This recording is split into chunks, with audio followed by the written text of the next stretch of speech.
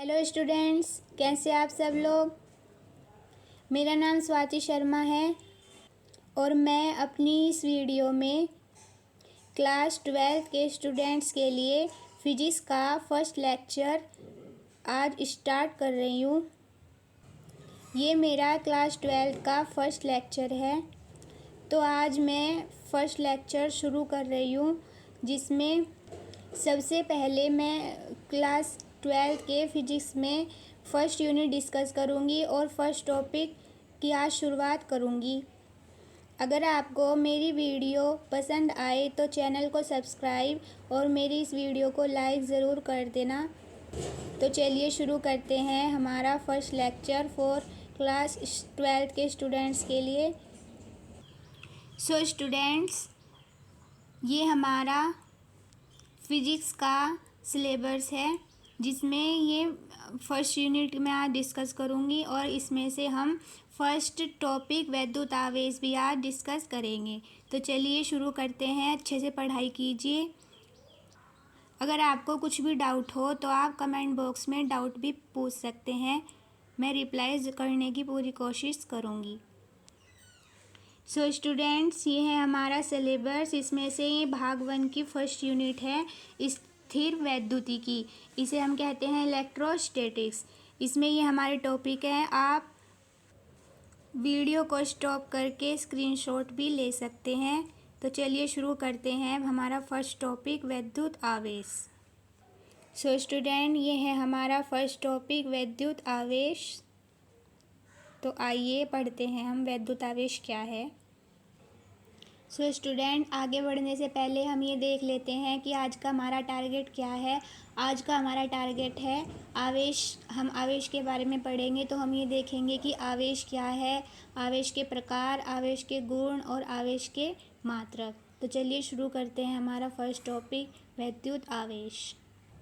So student, सबसे पहले हम पढ़ेंगे आवेश क्या है। उससे पहले मैं आपको समझाती हूँ थोड़ा सा। जो वैद्युत आवेश है वो पदार्थ का वह गुण है जिसके कारण वह किसी भी बल का अनुभव करता है, या हम कह सकते हैं कि वह वैद्युत व चुंबकीय प्रभाव उत्पन्न करता है। आवेश को मैं एक उदाहरण से भी समझा सकती हूँ।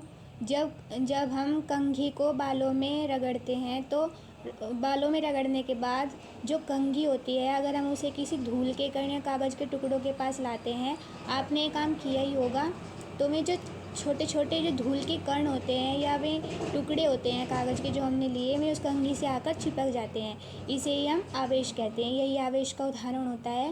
और आवेश का एक गुण भी है कि आवेश को न तो उत्पन्न किया जाता है, न ही नष्ट किया जा सकता है, बल्कि आवेश का हम स्थानांतरण कर सकते हैं। ये सब चीज़ मैं आपको समझाऊंगी। पहले हम नोट्स के साथ आवेश की परिभाषा देखते हैं। स्टूडेंट्स देखिए, आवेश क्या है। आवेश किसी पदार्थ का वह गुण है जिसके कारण वह पदार्थ अन्य पदार्थ पर बल का अनुभव कराता है, आवेश कहलाता है। अभी मैंने आपको यही उदाहरण समझाया था कि जब कंघी को बालों में घुमाने के बाद उसके पास मिट्टी के पास लाते हैं, तो छोटे छोटे कण उस कंघी से जाके चिपक जाते हैं। यही आवेश का उदाहरण है। आप देख लीजिए, आप इसे लिख सकते हैं। आपको पता होगा कि आवेश 2 प्रकार के होते हैं, एक धनावेश और एक ऋणावेश। हमारा सेकंड टारगेट है आवेश के प्रकार। आवेश 2 प्रकार के होते हैं, एक धनावेश होता है, एक ऋणावेश होता है। आपको पता होगा कि नाभिक में कोई परमाणु के नाभिक जो होता है, उसमें न्यूट्रॉन और प्रोटॉन होते हैं, और जो इलेक्ट्रॉन होते हैं वे नाभिक के चारों ओर चक्कर लगाते हैं। जो इलेक्ट्रॉन होते हैं वे ऋणावेशित होते हैं और प्रोटॉन धनावेशित होते हैं। मतलब प्रोटॉन पर पॉजिटिव चार्ज होता है और इलेक्ट्रॉन पर नेगेटिव चार्ज होता है। प्रोटॉन पर पॉजिटिव चार्ज होता है और इलेक्ट्रॉन पर नेगेटिव चार्ज होता है, और न्यूट्रॉन उदासीन न्यूट्रल होता है। जब इलेक्ट्रॉन नेगेटिव चार्ज होता है, इलेक्ट्रॉन ऋणावेशित होता है, तो धनावेश की परिभाषा क्या होगी कि जहाँ पर इलेक्ट्रॉनों की कमी होगी वो धनावेश होता है, और जहाँ पर इलेक्ट्रॉनों की अधिकता होगी वो ऋणावेश होता है। अब हमारा सेकंड टारगेट है आवेश के प्रकार। तो चलिए देखते हैं नोट्स के साथ आवेश के प्रकार। तो स्टूडेंट्स, आवेश दो प्रकार के होते हैं, धनावेश और ऋणावेश। धनावेश जो होता है, मैंने आपको बताया, इलेक्ट्रॉनों की कमी धनावेश कहलाता है। किसी पदार्थ में सामान्य अवस्था में इलेक्ट्रॉनों की कमी धनावेश, किसी पदार्थ में सामान्य अवस्था में इलेक्ट्रॉनों की अधिकता ऋणावेश कहलाता है। स्टूडेंट्स, आवेश में धनावेश पॉजिटिव चार्ज कब आता है, नेगेटिव चार्ज कब आता है, ये मैं आपको समझाती हूँ। चलिए समझते हैं कि किसी सिस्टम में पॉजिटिव चार्ज और नेगेटिव चार्ज कैसे आता है। देखिए, ये हमारा सिस्टम है, ये हमारा एक सिस्टम है और दूसरा सिस्टम ये है। इसमें हमने समान मात्रा में पॉजिटिव चार्ज और नेगेटिव चार्ज रख दिए हैं, या इस सिस्टम में समान मात्रा में पॉजिटिव और नेगेटिव चार्ज उपस्थित हैं।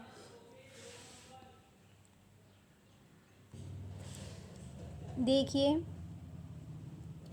ये इस सिस्टम को मैं पहला सिस्टम मान लेती हूँ, इसको सेकंड दूसरा सिस्टम। तो ये जो फर्स्ट सिस्टम है और इस सिस्टम में हम इलेक्ट्रॉन मान लेते हैं कि इलेक्ट्रॉन है जिन पर दो नेगेटिव चार्ज है, दो इलेक्ट्रॉन है, इलेक्ट्रॉन नेगेटिव चार्ज हैं दोनों। और जब ये दोनों इलेक्ट्रॉन इस दूसरे सिस्टम में चले जाते हैं तो यहाँ पर क्या होगा, पहले सिस्टम में इलेक्ट्रॉनों की कमी हो जाती है और ये नेगेटिव चार्ज यहाँ आ जाते हैं दोनों। तो यहाँ पे दूसरे सिस्टम में क्या होगा, इलेक्ट्रॉनों की अधिकता हो जाती है। तो देखिए, जब पहले सिस्टम में इलेक्ट्रॉन निकलकर दूसरे सिस्टम में आ गए तो यहाँ पर इलेक्ट्रॉनों की कमी आ गई। इलेक्ट्रॉनों की कमी आएगी तो इसे क्या कहेंगे हम, धनावेश।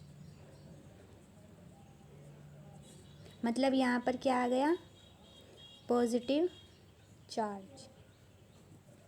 और इस सिस्टम दूसरे सिस्टम में इलेक्ट्रॉनों की अधिकता हुई। इलेक्ट्रॉनों की अधिकता को हम क्या कहते हैं, ऋणावेश, मतलब नेगेटिव चार्ज, चार्ज।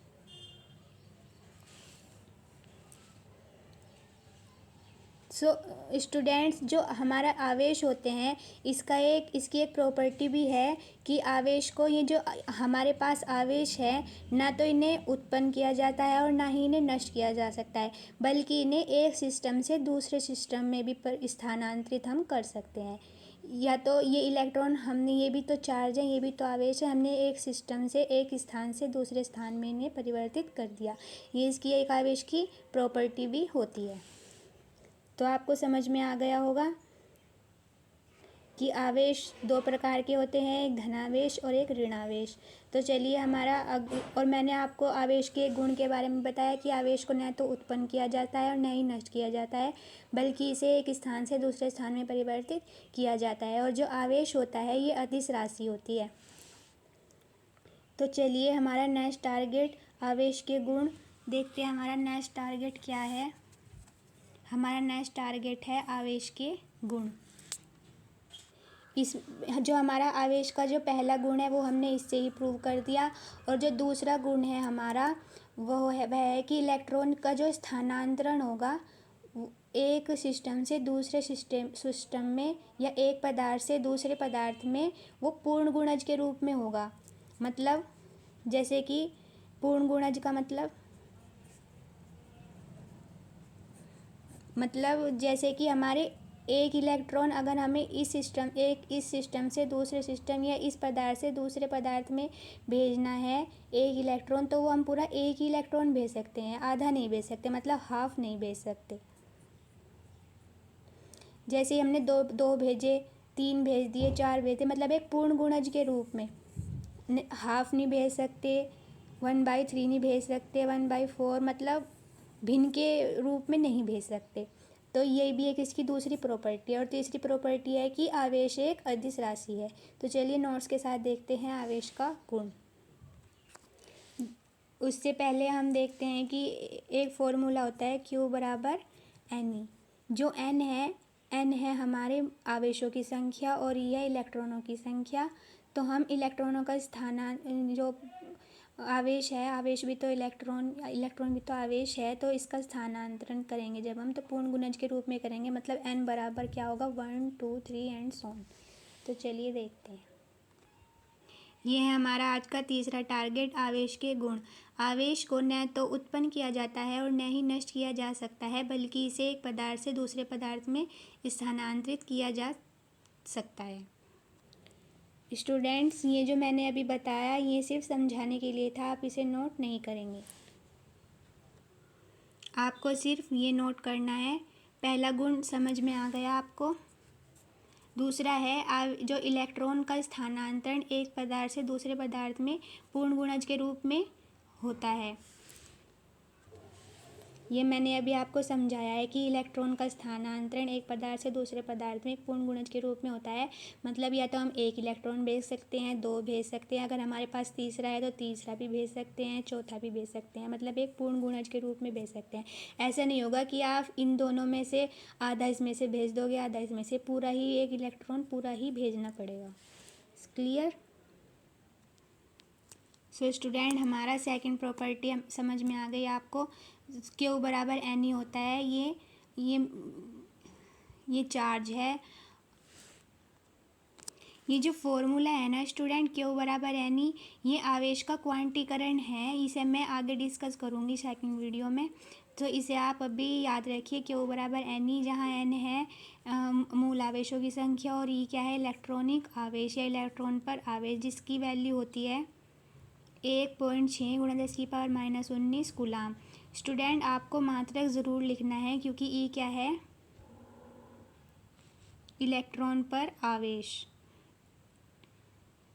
ठीक है, और आप इस वैल्यू को याद कर लीजिएगा और नोट भी कर लीजिएगा।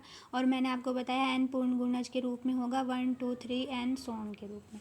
और तीसरा है हमारा आवेश एक अदिश राशि है। तो यहाँ तक हमारा आवेश के गुण कंप्लीट होते हैं। आप इसे नोट कर सकते हैं।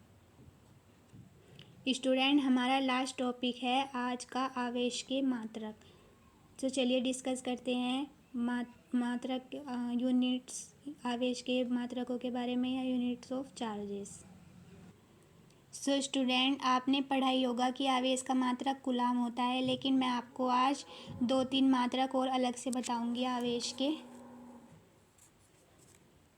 आवेश का जो एसआई मात्रक होता है वो कूलाम होता है, लेकिन सीजीएस मात्रक जो होता है आवेश का, उसे हम स्टेट कूलाम कहते हैं और इसे ईएसयू से प्रदर्शित करते हैं। एक कूलाम में 3 × 10⁻⁹ स्टेट कूलाम होते हैं। मतलब एक कूलाम में कितने ईएसयू होते हैं, 3 × 10⁻⁹।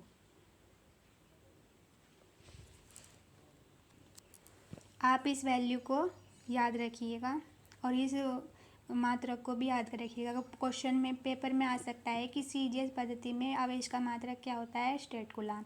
जो खाली कूलाम होता है वो एसआई पद्धति में होता है। और एक और मात्रक होता है इसका, एव कूलाम। ये कौन सा मात्रक होता है, विद्युत चुंबकीय मात्रक। इसे ईएमयू से प्रदर्शित करते हैं। और एक ईएमयू का मतलब होता है, एक ईएमयू बराबर 10 कूलाम के बराबर होता है। तो आपको पता है कि एक कूलाम में 3 × 10⁻⁹ स्टेट कूलाम होता है। तो ये जो कूलाम, इसे हम क्या लिख सकते हैं, एक कूलाम, यही मतलब है इसका। ये तो आप समझ गए होंगे। जिनकी समझ में नहीं आया, जैसे कि आपको पता होगा, जैसे कि ये 2 कूलाम है, दो, इस चीज़ का भी यही मतलब है और इस चीज़ का भी यही मतलब है, 2 × 2 कूलाम। तो इस कूलाम को मैं 1 कूलाम के बराबर मान सकती हूँ। तो ऐसे ही किया है हमने। तो हमें पता है कि एक कूलाम में कितने ईएसयू होते हैं, 3 × 10⁻⁹। अगर क्वेश्चन आ गया कि एक ईएमयू में कितने ईएसयू होते हैं, तो 3 × 10⁻, यहाँ पे 1 पावर है, तो जब हम इन पावरों को जोड़ेंगे तो 10⁻10 ईएसयू।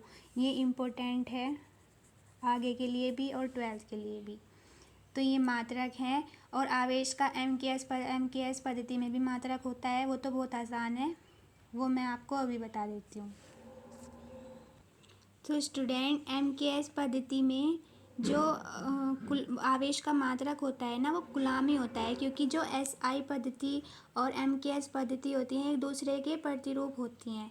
वैसे हम जानते हैं कि अगर हम आवेश की एक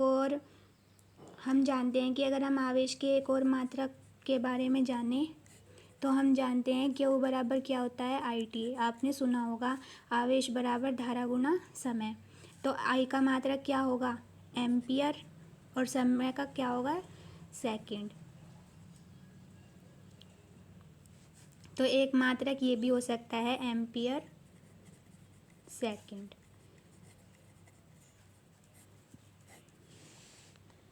ठीक है स्टूडेंट, लेकिन आपको अभी ये चीज़ नोट करने की ज़रूरत नहीं है, बस आपको पता होना चाहिए कि MKS पद्धति आपने क्लास 11th में पढ़ा होगा। मेरी पिछली वीडियो में भी मैं 11th की वीडियो में भी मेरी किसी एक वीडियो में मैंने MKS पद्धति और SI पद्धति का पूरा वीडियो बनाया है, आप उसे देखिएगा। जो MKS पद्धति और SI जो पद्धति होती है वो अंतर्राष्ट्रीय पद्धति होती है। ये MKS का ही रूप होती हैं ये दोनों, क्योंकि SI पद्धति में मीटर, किलोग्राम, सेकंड का ही यूज़ होता है, क्योंकि इसमें 7 मूल राशियाँ मैंने पढ़ाई हैं SI पद्धति में। आप उस वीडियो को देखना, आपको सब समझ में आ जाएगा। अगर आपसे पेपर में पूछे कि MKS पद्धति में आवेश का मात्रक बताओ तो आप कूलाम ही लिखेंगे। ये भी आप नोट्स कर लीजिए अभी। आप इसके बाद ये लाइन ऐड कर सकते हैं नया पॉइंट डालकर, MKS पद्धति में विद्युत आवेश का मात्रक कूलाम होता है। सो स्टूडेंट्स, आज का हमारा टारगेट आवेश के बारे में पढ़ना था। आज का छोटा ही वीडियो बनाया है। अगली वीडियो में हम कूलाम के नियम का डिस्कशन करेंगे और आवेश का क्वांटीकरण एक टॉपिक रह रहा है, उसका भी डिस्कशन अच्छी तरह से करेंगे। आप इन चीज़ों के बारे में आज जितना पढ़ाया है उसे लर्न कीजिए और अच्छी तरह समझिए। और कोई भी डाउट हो तो कमेंट सेक्शन में आप डाउट पूछ सकते हैं। तो चलिए स्टूडेंट, आज का वीडियो यहीं तक था। ये भी बहुत इम्पोर्टेंट टॉपिक है। ज़्यादातर बच्चे इसे इग्नोर मार देते हैं, तो आप इसे इग्नोर मत कीजिएगा, अच्छी तरह पढ़िए जो आज आपको पढ़ाया है। तो चलिए नेक्स्ट वीडियो में मिलते हैं। खुश रहिए, मुस्कुराते रहिए, पढ़ते रहिए, माता पिता का नाम रोशन कीजिए। चलिए नमस्ते। अगली वीडियो में मैं कूलाम के नियम का डिस्कशन करूँगी। बेस्ट ऑफ लक आपकी पढ़ाई के लिए। जहाँ तक आपको पढ़ाया है पढ़ते रहिए और चैनल को सब्सक्राइब करना मत भूलना। Okay bye.